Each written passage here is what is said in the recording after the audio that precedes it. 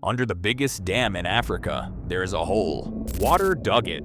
Nobody planned it. Nobody can easily stop it. It is 80 meters deep, deeper than a 20-story building is tall.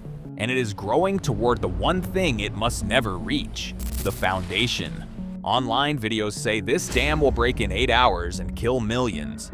Those videos are wrong. But the truth is stranger, because the people of this river said this would happen 60 years ago. This is Kariba, the dam a river god promised to destroy. The Zambezi is the 4th biggest river in Africa, and one of the wildest.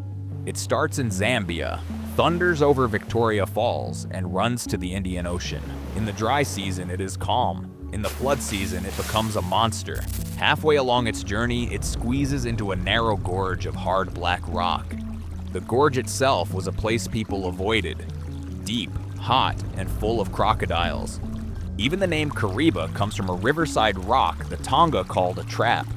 For thousands of years, the Tonga people lived and fished along its banks. They farmed the floods. They read the river the way farmers read the sky. To the engineers who came later, it looked like a doorway waiting for a wall. To the Tonga, it was the most dangerous water on the whole river. And they believed something powerful lived in the dark water of the gorge. Nyaminyami, the river god.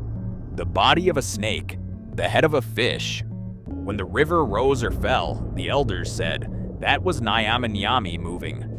In 1955, men with machines arrived in the gorge to build a wall.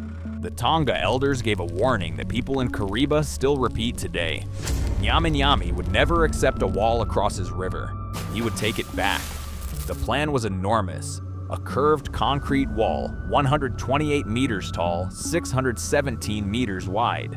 Behind it would sit the biggest man-made lake on Earth. It still is. The wall is curved like an eggshell, so the lake pushes it into the rock. The harder the water presses, the tighter the dam locks itself into the gorge. 10,000 workers came to the site. The gorge heat passed 40 degrees. Thousands came from Italy, engineers who had built great dams in the Alps. A whole new town was built on the hills above, just to house them. Before the wall could rise, the river itself had to be pushed aside. Small temporary dams forced the water into one channel, leaving dry rock to build on. Concrete crossed the gorge in huge buckets, riding steel cables strung cliff to cliff. The work ran day and night for 4 years, without stopping. Then, in 1957, halfway through construction, the Zambezi attacked the site. A flood so big that it should only happen once in 1,000 years. It buried the small dams that kept the site dry and drowned the machines. 1 year later, the river came back with a second flood, even bigger. The second flood ripped away the bridge across the gorge like string. 2,000-year floods in 2 years. The workers remembered the old warning. The Tonga had an explanation for the floods, and it was not the weather. The dam, they said, had cut Nyaminyami off from his wife, downstream. The floods were the river god throwing himself at the wall, trying to reach her. In the town above, the workers built a chapel for the men the dam had taken. 86 men died building Kariba. In 1959, the gates closed and the lake rose. In 1960, the Queen Mother opened the dam, and the world called it a wonder. The lake rose for 4 years, and it swallowed an entire world. It swallowed forests, it swallowed villages, it swallowed the whole Tonga homeland. 57,000 people were moved off their land. Most were given no choice. In one village, protest was met with police gunfire. 8 people died. Many were sent to dry, rocky ground, far from the river that fed them. The water covered the fields. It also covered the graves of Tonga ancestors. For the Tonga, the dead were not gone. They were now beyond reach, underwater. The Tonga were promised new land, new homes, and help. Much of it never came. The animals had nowhere to go. Thousands were trapped on shrinking islands. So a game ranger named Rupert Fothergill launched a rescue by boat. They called it Operation Noah. For 5 years, small boats went island to island. His men carried out antelope, warthogs, snakes, birds, and even black rhinos on rafts. They worked with ropes, sacks, bare hands, and small wooden boats. Even the snakes were saved. lifted aboard, pinned gently under forked sticks. Over 6,000 animals pulled out of the flood, mostly by hand. The photos went around the world. The dam became famous for its mercy. The lake filled in 1963, 220 kilometers long, an inland sea. Years later, a small silver fish from another lake was released into Kariba. Today, night fishing fleets work the lake. The drowned valley learned to feed people again. Now come back to the wall, because something was already going wrong below it. A dam this size must release floodwater. That is the spillway's job. 6 gates sit in the wall. Each one can fire a whole river through it. Each gate is taller than a house, and the lake sits behind it, pressing. Water leaves those gates at over 100 kilometers per hour, then falls.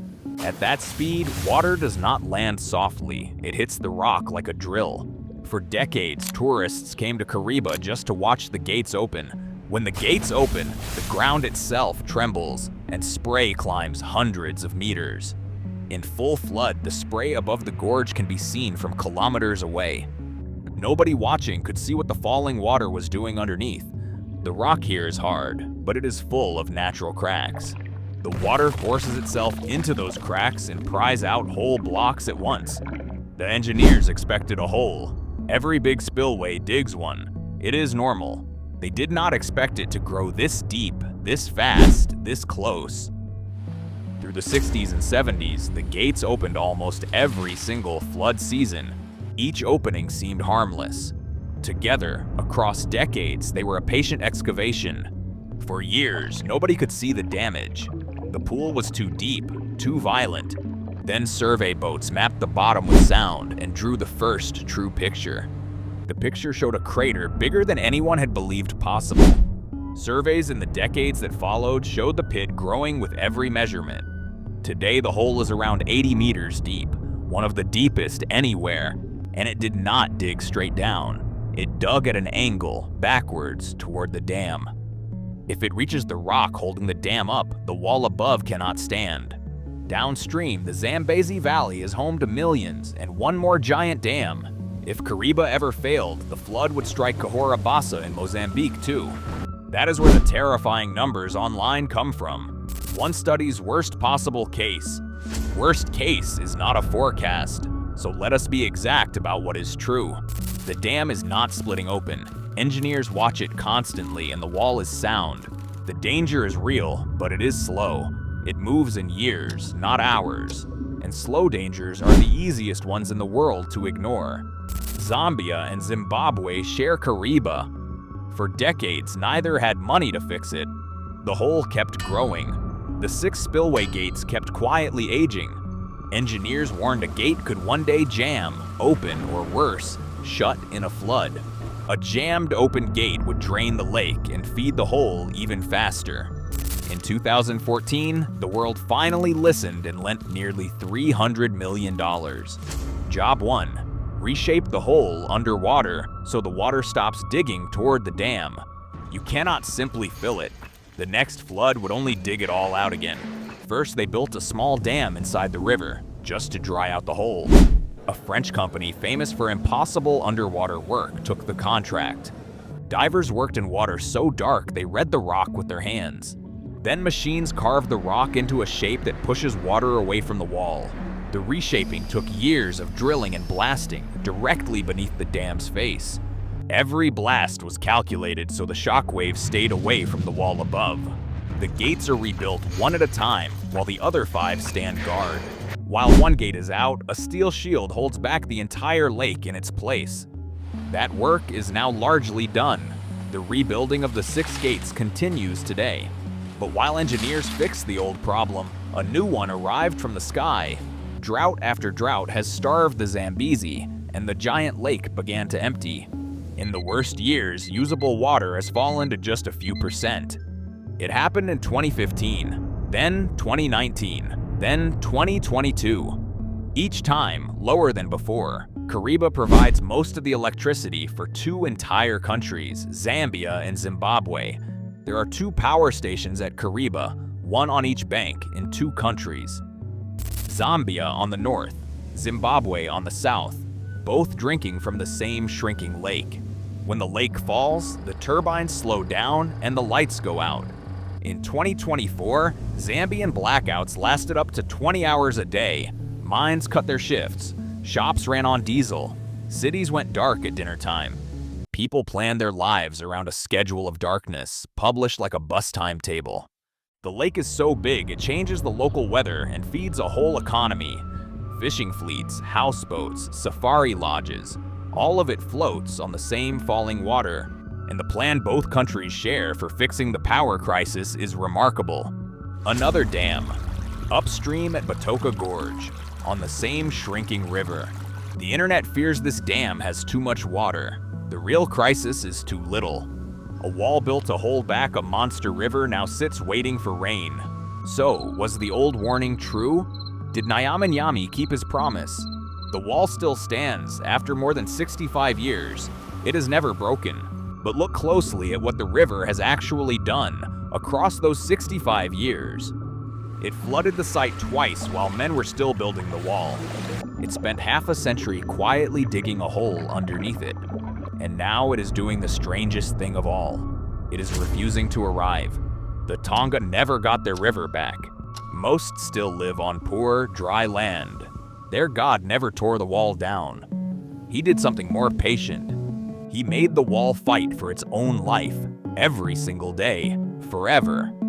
60 years of engineers have now spent their careers answering one river. The hole, the gates, the drought. None of it is finished. Ask in Kariba town and people will tell you Nyaminyami is still down there, still separated from his wife, still patient, still pressing at the wall.